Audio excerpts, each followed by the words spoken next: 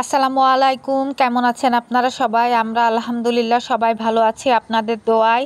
বাজার থেকে আসতে আসতে সন্ধ্যা লেগে গেল প্রায়। এখন বাজারগুলো সব ঢেলে নিয়ে এক এক করে এখানে এই যে খাসির মাংস আছে, আজকে মাংস রান্না করব।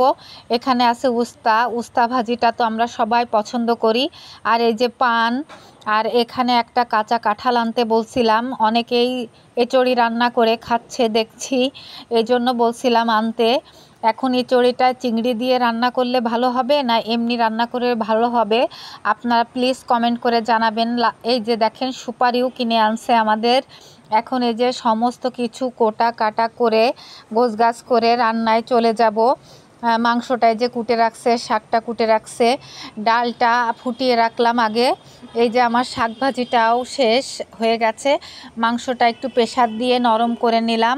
সবাই ভালো থাকবেন, আমাদের জন্য দোয়া করবেন। আল্লাহ হাফেজ।